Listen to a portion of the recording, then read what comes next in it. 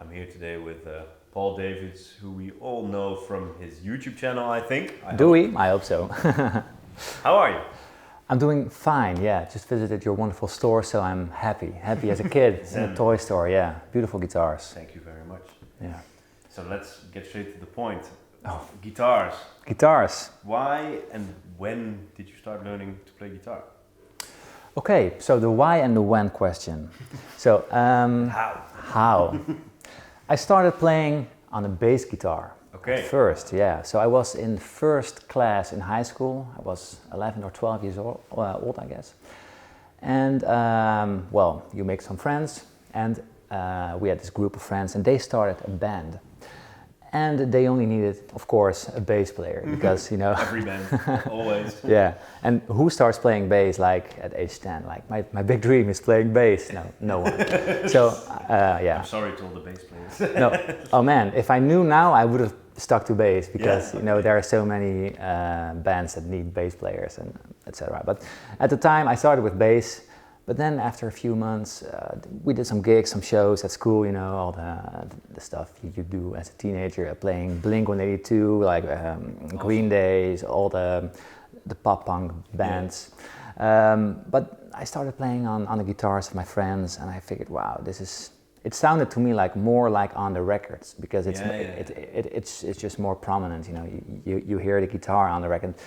The bass guitar is a little more behind the mix. I wasn't super interested in mixing at the time, so I didn't know like the bass guitar is super important, but I just heard like the overdriven guitar, the power chords, or the riffs from let's say Blink-182. What's the song called? What's My Age Again, for example. So that's the most classic riff, of course. Yeah. So I wanted to learn that, and I picked up the guitar from my friends, and then I figured, well, I need a guitar for myself, because it's not fun to just always be stealing someone else's guitar. And my brother had a guitar at the time, which he didn't play a lot. So I played that thing like non-stop. It was a Squier Affinity. A red one, cool. Super red, like super ugly red. But at the time I wanted to change the strings, and my brother said, no, they're fine. And it was his guitar. They're not rusty yet. Yeah, they're not rusty yet. They were like super rusty. I sweated all over the thing, as you do as a teenager. But yeah, so what happened after that? Yeah, I got my own guitar. Mm-hmm. So an Ibanez RG. Don't know the number, 270 maybe, I don't know. Not a bad guitar. It was, oh man, it was pretty good. Yeah, I played like a dream. It had the Floyd Royce thingy. I don't know, It was a real Floyd Royce, but it was like a whammy bar, big ass whammy bar. Yeah, a real shred guitar. But at that time I was more into metal music. Okay, yeah. So I made a transition from like Green Day and Blink-182 to more like Metallica and Linkin Park, you know, all the new metal music at the time. Were those your biggest influences as a guitarist as well? As a child, mostly Metallica taught me how to play guitar. Yeah, I played every song, I think. First on the bass, I started like looking at tabs, like, oh, I don't hear all these live. I just heard the guitar. I had a scrappy like CD player. With no low end, so I just couldn't hear the bass guitar. So I was like, what's happening? Where's the bass? Yeah, where's the bass? So yeah, so on the guitar, I learned all this From Whom the Bell Tolls. I remember playing the like, oh man, I was like struggling with that. All those things really taught me how to play guitar. The solos were something I picked up later on, because pretty quick. Yeah. But still, I just did it. So, and I think that's the best way to learn guitar. I just dive in and just wing it. Exactly, mess it up as many times as you want, but eventually you probably learn something from it. Yeah. And luckily, I think that's very lucky for me that I started playing with a proper technique. And I don't know how that happened, because I didn't have a teacher at the time. I'm probably just lucky. So when I did take lessons, when I was like 16 or 17, I went to his teacher. There wasn't really too much to be done. Luckily, they didn't have to like remove all bad habits or something. I was just holding my hand the right position. My picking technique was pretty much on point. So born ready. Yeah, I guess so. Yeah. It's just in my system. That's the short story. Yeah.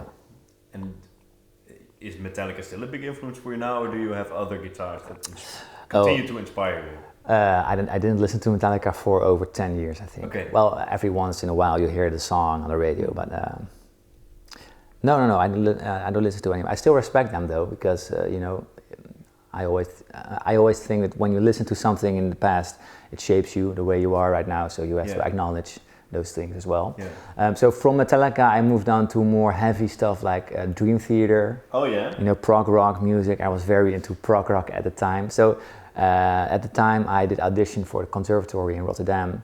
Okay. I actually played this epic prog rock medley. I wrote myself. So like, I had like a few songs written with some mates. On the Ibanez.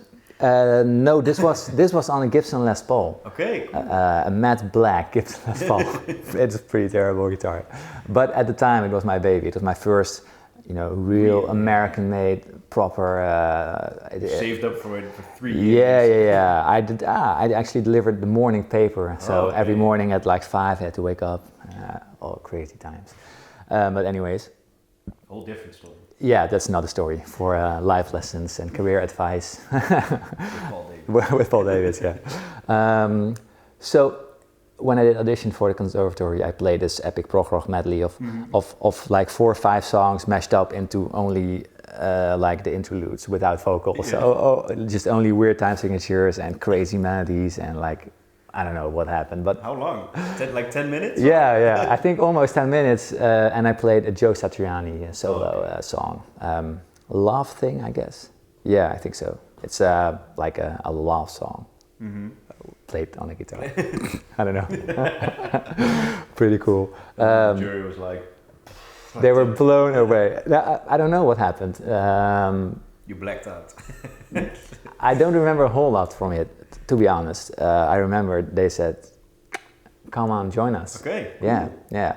But in hindsight, I think it would have been better for them to let me just ripe 1 more year before I was accepted, because I think I was accepted a little bit too early. My knowledge it wasn't bad, but it was not good enough, I think.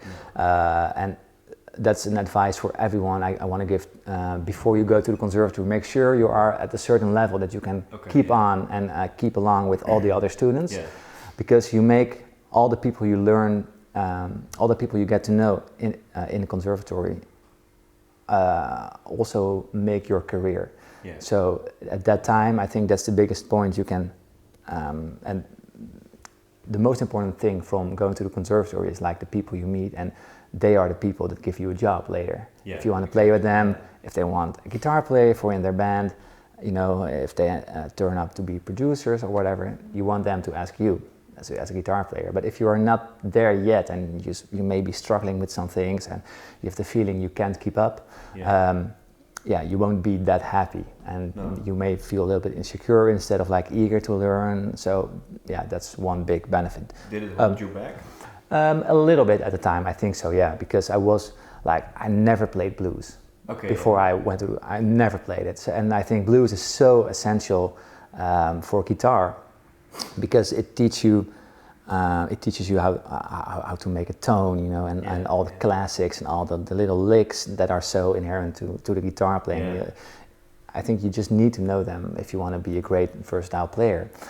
So if you never played a blues before, I didn't know what a 12-bar blues was. So it was pretty... Yeah, I know, but I just never listened to it. I never came in contact with blues before I headed to the conservatory. Yeah. So that made me feel pretty insecure at the time. Like, whoa, everyone knows everything. And jazz, you know, there were so many things I did not know. Of course, I knew a lot because I was pretty technical. I was a very fast player. You know, I played crazy rhythms. I could shred a little bit. I think I could shred more at that time than at this time. Okay, yeah. Yeah, I don't do it anymore, so I just forget everything. But I think guitar is so much more nowadays than just shredding. Yeah. Just seeing how fast you can go. Yeah. That's the least important thing for me. So that's basically what happened. Okay. But was the conservatory the first step you took into learning music, or did you take lessons beforehand? I had some lessons, not that much. Okay. Yeah, in Dordrecht, I had lessons, and when I decided I wanted to do audition for the conservatory, he helped me a bit with the audition and the things you should know. And so you already knew. You already knew you wanted to go to the conservatory. Like 5 months in advance. Yeah. So was it just a lack of other options, or you were just so focused on music? No, it was probably a lack of other options at the time. I laughed a lot. Like I loved geography, for instance, or geology and that kind of stuff, or history, or. But I just didn't see myself like studying that kind of stuff. And I had so much fun playing guitar at the time. I just thought, well, maybe I'm gonna do nothing for a year, but let's just do audition. You know, let's try. Yeah, what's the baddest thing that can happen? If you don't try something, you never know. That's a good attitude to have, I think. Yeah, I think especially so too. In the music world. Yeah, especially in the music world. So yeah, I tried it, and well, I just got accepted. So it was a bit weird, a bit surreal, but also I just thought, well, let's try it. Why not give it a shot? And And the rest is history. You started in the jazz and pop world, or what? No. I started in at the time I was like the kids in conservatory. At the time it was like there were a bit like segmented people, like the pop guys or the blues guys, and I was really in the rock. So there was a rock drummer, a rock guitarist, rock bassist, rock key player, and we all hang out, you know. And so a lot of things you have to do in conservatory is perform, write songs, or do cover gigs. So we always ended up playing together. So at the time I was still mainly in the rock area. So jazz is something I think only at like the last 2 years of the conservatory I really started to get into a little bit more. And still I rarely listen to jazz. So if you don't listen to something, you also can't play it, I think. So but I'm starting to get more and more involved and see the beauty of jazz. I was just not ready before this. Weren't prepared. I'm a slow learner, but yeah, that's just who I am. I don't mind anymore. I just accept who I am, and I try to be the best Paul I can be. That's so lame. It's always good. That's so lame. We should all try to be the best Paul. So, but where in this whole process did you start getting involved with YouTube? That's of course where we know you from. Yeah. So, after conservatory, I figured I needed to do more band stuff, you know, because it's what keeps you busy. Playing shows, rehearsing, recording albums, whatever. So I did that for a few years. Okay, cool. But just, you know, the thing with bands, you'll split up. Yeah. The drummer dates the singer and exactly. Breakups, like people fighting, opinions. That's rock and roll. It's right very there. rock and roll, but in the end, it doesn't get you any farther. No. So, you know, I really felt like I need to do something for myself instead of constantly like helping a band progress. And then the progress stopped and I'm back to square one. Yeah. So, and that's what really frustrated me at the time. And I think there was this one gig that really like, I was asked by the singer, and I won't name who it was, it isn't really relevant, but we had a gig at a like corporate gig. Yeah. But I didn't make any money. And then she picked me up, but I needed to pay like also expenses for like traveling. Oh yeah, okay. Yeah, but it wasn't my band. I was just the guitar player of her. Yeah. So and then she asked, could you also pay half of the gas? But I really didn't make any money. I just invested my time, rehearsed, and I was like, man, how can I how can I even rent a house if I live like this, you know?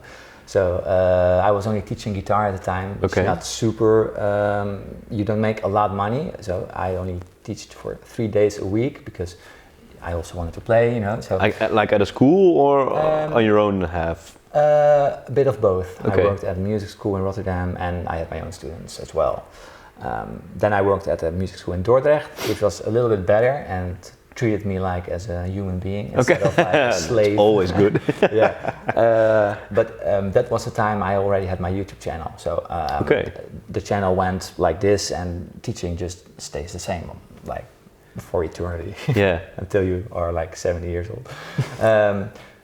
So it was an easy choice when the channel went like exploding. I just figured, well, I have to stop the teaching because I couldn't make it anymore. No. I didn't at the time, just to do everything. So YouTube, you can make a living doing YouTube videos, if I may ask. Yeah, sure, yeah. And at what point did you think it skyrocketed? There were a few moments actually on my channel that really made it what it is at the time, or I don't think so. It made the channel what it is right now, but it made me like realize how big YouTube can be. Yeah. It was the first video I actually uploaded with like me in the video, because before that I made guitar backing tracks. Oh, okay, I didn't know that. No, they are still on my channel, I think, just like E minor backing track. Yeah. And that's funny because I made an E minor backing track like way before my channel even started. I just had a channel and I uploaded a video with no purpose whatsoever, only for my students. And I keep getting those emails from YouTube saying, hey, do you want to monetize your videos? Hey, do you want to I just thought like, what is this for bull, you know? Yeah. It's never gonna happen. I don't want to make 1 cent, you know. I don't care about 1 cent. But then I realized this video had like 1 million views at one time, and I was like one of the backing tracks, or a backing track video. I was like, 1 million views, wow! And then I like looked things up on how much money do you make with YouTube, and I read something. I think we've all done that. And what I read was like $1 for 1,000 views. So I figured, wow, that could have been $1,000 for that video. Yeah. Like, you know, crazy. Why didn't I say yes, monetize my video? So I did that. I monetized my video, and it was like $4 a month or something. Okay, like, okay, that's nothing. But or a day, $4 a day, I think.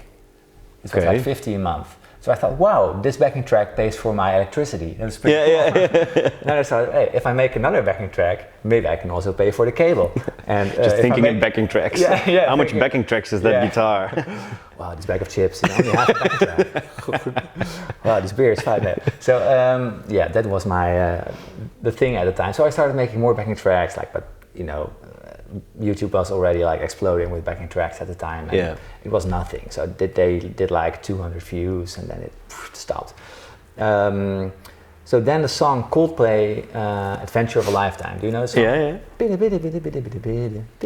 Etc. Like the first 30 minutes it came out, I figured out that lick, how to play it on the guitar, and I just recorded it like on my channel. I figured maybe do a video, a small tutorial video on how to play that little lick, because I figured it was fun to play, and maybe other people wanted to see how it was played. And because I was so quick, I thought maybe it could be interesting as well. So I just uploaded it. It's terrible. It's the most terrible video I've ever made. Like jump cuts are like, so, and now we're going to play. And then I had to look up the song name. I was like, what's the song called again? So I had to look up Adventure of a Lifetime. It's super lame, but I just explained it. And you know, people like the art of editing. Yeah, the art of editing. Cut out everything wrong, like more than half of everything. But like in the first 2 days, it got like 50,000 views already. Wow! So that was pretty cool. And I figured, instead of doing lessons like one-on-one, explaining one song to one student, explaining another song to another student, why not record one video and explain one video, explain it one time and explain it to like 50,000 people? Could be pretty cool. So I started to looking into the songs that got released. You know, there was the Friday release day. Like on Friday, there's always new songs that got released on Spotify or something. So I started to look on Friday and then record the video as soon as possible. And it wasn't really songs that I liked, but just songs of which I thought people would want to learn. Because I was a teacher for so long, I figured I knew what people wanted to play, what songs. So stuff by Ed Sheeran, what's John Mayer. John Mayer, sure, but also like more the poppy stuff. Oh yeah. Like the Canadian singer, I don't know his name. Justin Bieber? No, he's not Canadian. Oh, yeah, he's Canadian. I didn't mean him, but also Justin Bieber. Yes, it happened. So I did that a whole time. Yeah. But the more it continued, the more I felt like this isn't what I like. I like making videos. I like describing the song and making lessons, but it's not really where my heart lies, you know, by that music.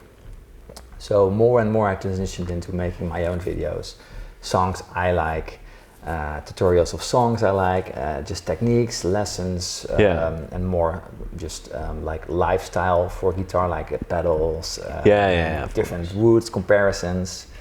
So that's that one moment. That Coldplay song was that one moment you asked about. Super long answer, I'm so sorry. That's fine. Oh no, it's the coffee, I think. Ramble on. Yeah, and one other moment, because I had two of these moments, was when I was traveling in America, upstate New York, in a barn in the middle of nowhere. I woke up and I had literally like 10,000 emails of YouTube comments, because at the time I still had enabled it. When I got one YouTube comment, I get an email. So super special. Each morning I wake up, I have 2 emails. Wow. And now I would be happy with that.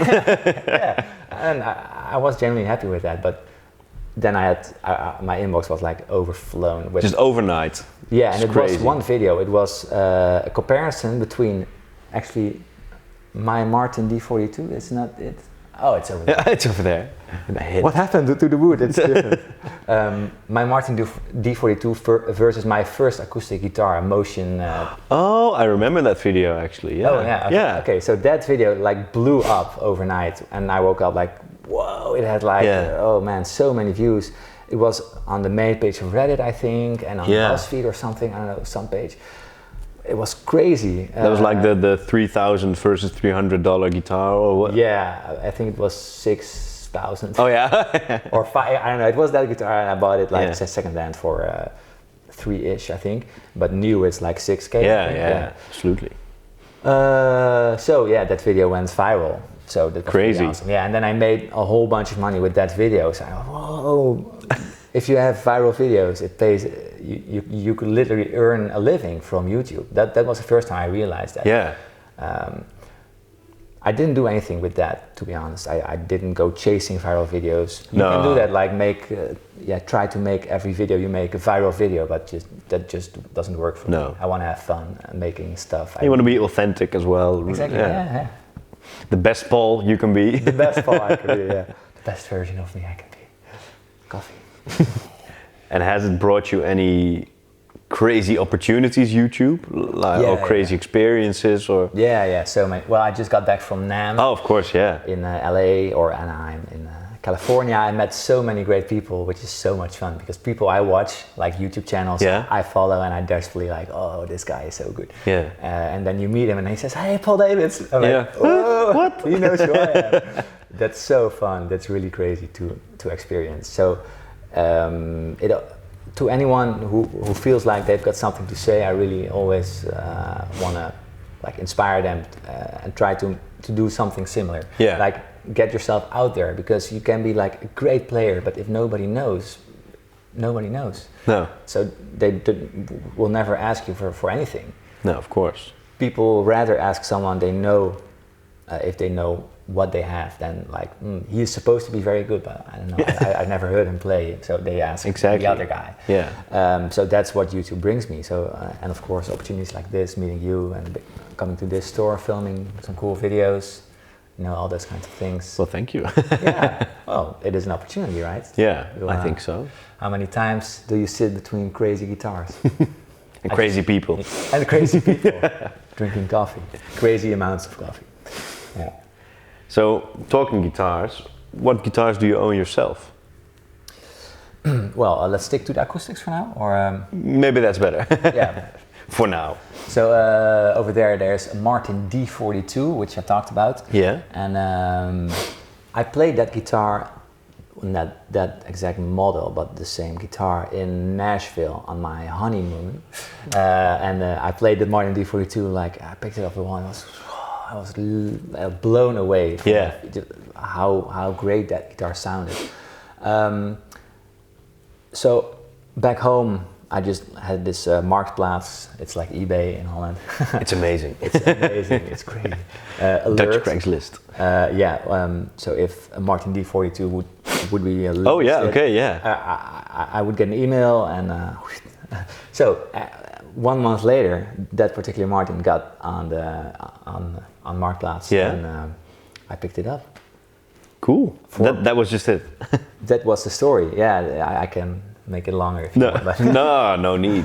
And I was again blown away. It was, I think, it sounded pretty similar to the one I played in Nashville, just a new. This one is second hand, so it had a few dings and early '90s model. I think so. Yeah, I think it's. I think 97, but I'm not sure. Yeah. The guitar's off camera, by the way. Yeah, it's over there. It really is. You can see next to the And what guitars besides the Maarten do you own? I own a Collings OM2H. Oh, great.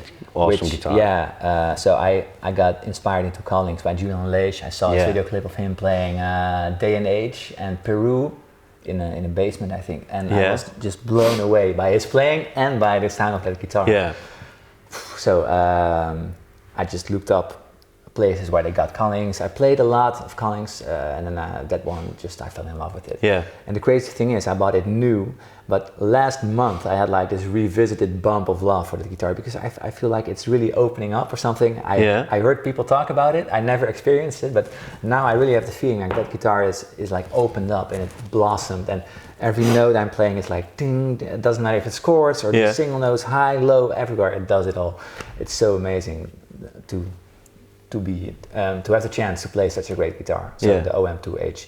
It's like, this is the Julian Leish model. Yeah. The rose, the mahogany back and sides. Yeah. But mine has like rosewood back and sides. Just Sitka sprue stuff, but just the quality of the build is Collings it's amazing. It's a piece of art. Yeah. Literally. Exactly. You can just look at everything and you can be amazed by how beautiful the craftsmanship of that stuff is. It's amazing. Yeah. So the Collings 2H. I just have a new guitar, which I made a video about. It's going to be online, I think Friday, but I don't know. Okay. This video is going to be online. Sneak peek. Yeah, it's a Collings C10 Deluxe. Oh, yeah. Sunburst, mahogany, back and sides, Adirondack spruce top. Oh yeah, cool. And overall beautiful guitar. A very small bodied guitar with a cutaway as well, so you can reach the higher notes a little more easily. And it's going to be my workhorse guitar, as I like to call it. Like, I just wanted to do everything, and it also has a pickup system, so I want to play shows with it. And the Collings OM2H doesn't have anything in it. It's just the guitar itself. I don't want to mess. No, I just want to keep it as plain as possible. Like, it's so. The beauty is like the nuances and a pickup just doesn't get that, I think. No, exactly. Yeah, and I just wanted. I didn't even want to install one. Just don't touch it. Don't touch it. I only want to record. Yeah, just record with it and play it at home and whatever. Use it in videos. Yeah. Cool. So it's an amazing guitar. And what do I have more for acoustics? I think that's it. The Taylor. I got rid of the Taylor instead. For the Collings. Yeah, for the Collings. Yeah, just. Love was gone. And that's it. It happens, those are my acoustics at the moment, I think. Which one's your favorite? Right now, the Collings OM2H. Still? Yeah. Cool. The Maarten D42 is it's always crazy when you play. It's big and bombastic, but it's easy to laugh. And the Collings is, you have to find the laugh, and when you feel it, it's more. A little more special, you know? But the Maarten is crazy good as well, and it's just super large and voluminous. I don't know if that's a word, but it is. It's now a word. But you just need both. You just need both. You just need both. Yeah, that's it. Yeah. Maybe even a few of them, but or more. Yeah. Who cares? Who cares? Yeah. And do you have a dream guitar maybe? A few fans also ask this, if there's like with specifications or just a vintage guitar. Is there anything that you wish you had? Like in 20 years?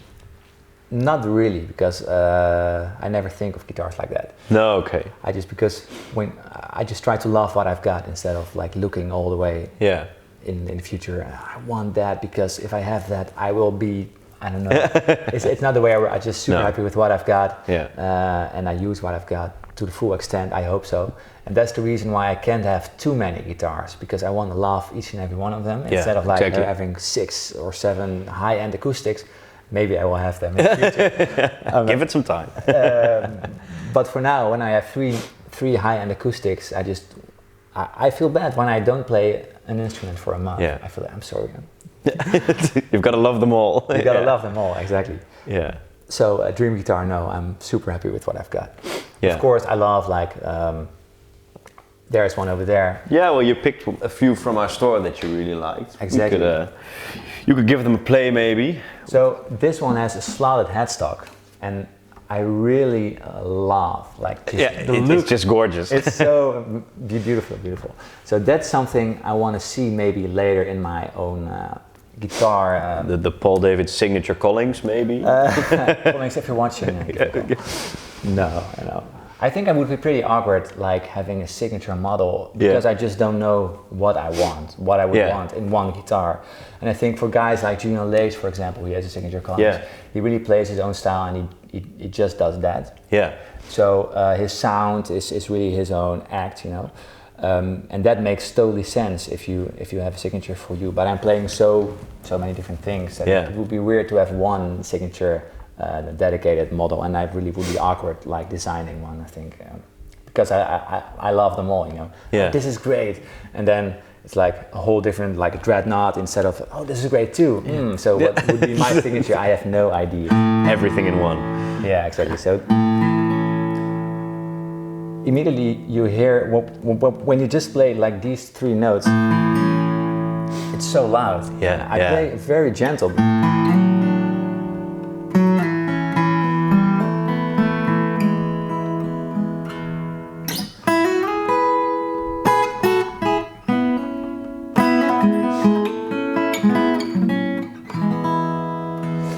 So, and that is something that I think is really special with like the small-bodied instrument. It's a little bit harder in the beginning because you aren't like instantly blown away like, whoa, this is so loud. But the precision and the articulation of these things is just, it's magnificent. And I totally get that, like, I think maybe 80% of all guitars sold would be dreadnoughts, maybe. I'm not sure, actually. I'm not sure. Because every time I see like a beginner player, they all have dreadnoughts. It's always dreadnought, yeah. Because I think it's easier to make a dreadnought sound okay-ish. Than, okay. You know what I mean? That might be true, if you have a small-bodied instrument, you really have to be careful that it sounds, how do you say it? It sounds like... it's delicate. It's a delicate instrument, maybe. It's more easy to sound unbalanced. With exactly. A small-bodied instrument. And if you have just the big sound of a dreadnought, it's easy to just let the big sound overshadow the small imprecisions. And exactly. So.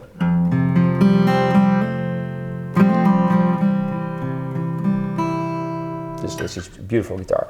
So, and especially, I just like the. I just like this model. It's an 002H, so it's even smaller than an OM, and it is. I think the scale length is also smaller. So which is also tough for beginners because you overbend quite quickly. I think. And maybe if you that's press my down, problem. To bend it out of tune. It is a little bit out of tune, anyways, but it doesn't matter because it's so beautiful. Gorgeous burst. This would be. Something I would be interested in taking home with me. So if she's we can, for sale. Let's do that off camera. And you just spoke about the Julian Large model. Which is also just... I just saw it hanging. It's something else. As bare bone as they get.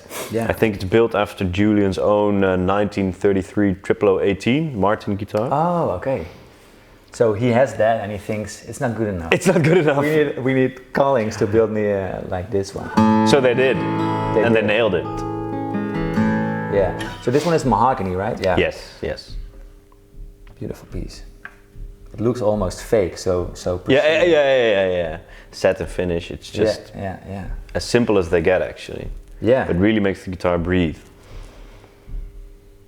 It is beautiful, yes. So he's an amazing player, and I just don't know what to play. When I'm holding his guitar, I'm like, oh no, it's never going to be as close to this. But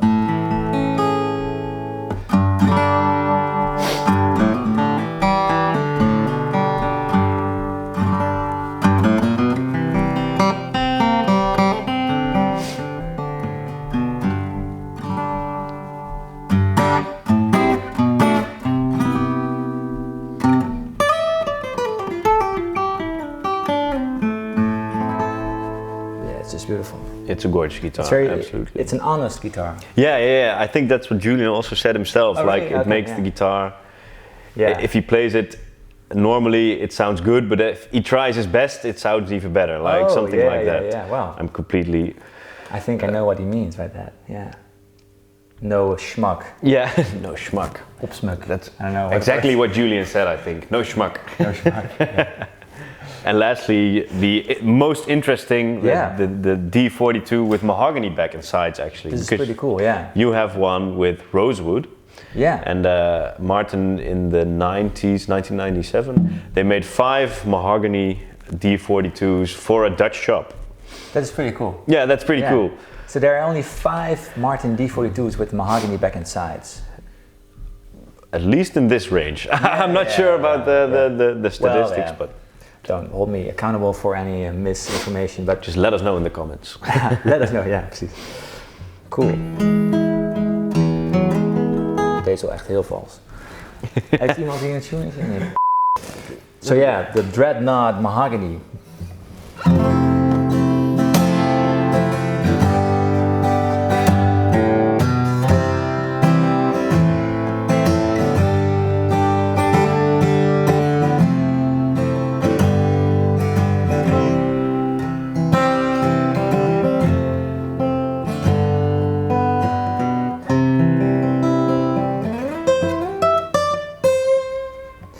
Cool. Just awesome. Yeah. Boomy, big, loud and scrumptious, and you're just hungry when you hear the sound. So I really wonder how this compares to like the rosewood, like a direct. I want to hear a difference, but I don't. I don't know. We're gonna see. We're gonna see. Yeah, we're gonna Good see. idea for a comparison video, maybe. It would be awesome, yeah. If only we had. Yeah. So yeah, beautiful. And it's also just Maarten. It's classic. It has a little bit of story, and it's just it is cool to have the guitar. Yeah. Well, I've got some questions sent in by I think your fans, maybe our fans as well. I hope. Yeah. But I think we maybe have some fans in common. Yeah. Well, let's hope so. So, where should we start? First, Daan Hoeke asked, Fender or Gibson? Yeah, Fender. Okay. Yeah. Quick and easy? Well, it depends on electric or acoustic, but yeah. Electrics definitely Fender, but acoustics definitely Gibson. Yeah, okay, yeah. But it's just my playing style is more suited for Fender, I think. Yeah. The stuff I play, I think, shines a little more with playing Fender. Yeah. Although I've got a beautiful Les Paul, by the way. Okay. But the matte black. No. That one I still have it, by the way. It's it has a neck crack, which my dad and I fixed. That was also a very early video of mine I made. How to fix a neck crack? Well, I just fixed it with my dad. I don't know if we did it right, but I filmed it. Yeah. I made a small video out of it. So I don't know. I wouldn't suggest exactly doing it the same way. I would probably suggest bring it to a decent luthier or something. But my dad is a wood enthusiast, and I didn't play the guitar anymore, and it had some issues. So I figured it would be good to just fix it like this and see what happens. Yeah, but it's I think it's pretty beautiful actually the way it turned out. Okay, yeah, cool. So if you guys want to check it out, leave your comments in the scroll way down the video list. Scroll way down. Yeah. So yeah. And then Dennis Kortje asked, how do you get a good acoustic sound on stage in a band situation? Wow, yeah, that is very difficult. Yeah, that is very difficult. That is actually. very difficult. So the easiest thing is just get a decent pickup system, a good pickup system. And I don't like the sound of just like a sound hole pickup. No, okay, It sounds more like an electric guitar. It just sounds like strings. It just sounds like strings, exactly. So in my new guitar I have a Fishman Matrix Ellipse blend. And it's, I don't know if it's still for sale. No, it's a second-hand guitar, but it sounds pretty good. It also has... In the Maarten you've got that one? No, in the Collings. Oh, okay, okay. And it has a microphone in the body and the piezo system on the saddle. Of course, yeah. And you can mix between the two signals. Yeah, that's always good, yeah. And actually it sounds pretty decent. And other than that, I don't use any pedals. I think the more you try to make it sound like a real acoustic, the less it actually does, because you're Yeah. gonna add artificial sounds, add acoustic sound, add this, add that, and it really distracts me from playing guitar. I just want all the sounds I get from my acoustic needs to be from my hand. I just need to put the volume on, and that's it. Volume you do with the touch, the light, and the loudness of your playing, and you know, everything is coming from the hands. Yeah. So the best would be to mic it up if it's possible. That's always good, yeah. Yeah, but it's in most bands impossible to get a decent sound. So second best thing would be a decent pickup system, and there are a few decent ones. Yeah, definitely. So the Fishman is good, which I talked about. I think there's also the Gibson, the Maarten Aura. Yeah, the Aura, system. I didn't play it in real life, but I heard some demos on videos, and I think it was pretty good. So a good pickup system is really the answer for a band, I think. I hope that helped. Yeah, me too. And then this was in Dutch, but I'll translate it. This is Rutger Borneman. The last one, he asked, how long do you practice every week? Every week? Okay, that's a good question. Or every day? What? Yeah, well, it also depends on the things I'm doing. Because I always practice to get stuff done at this time of my career and life. So if I make a video about fingerstyle blues, and I've trouble playing the stuff myself, I'm practicing like 4 or 5 hours a day maybe, because I just want to get it down, because I want to record the video and I don't want to record 20 takes. So I'm just practicing at home. But sometimes I just think of video ideas, or I'm just more into sounds, making sounds with pedals. And then I'm not practicing guitar, but I'm practicing like how do pedals interact with each other, or the settings of my amp, which is also practicing, I think, by the way, because it's your instrument, and it's just if your playing is good but your sound sucks, in the end it's not going to sound too good. So practicing. I want to practice more all the time, but you know, don't we all? Don't we all? But I also have to make videos. I do everything myself, so I have to pick the battles. So exactly. Let's say like on average, I think an hour a day, hour and a half a day. Well, that's not half bad, I think.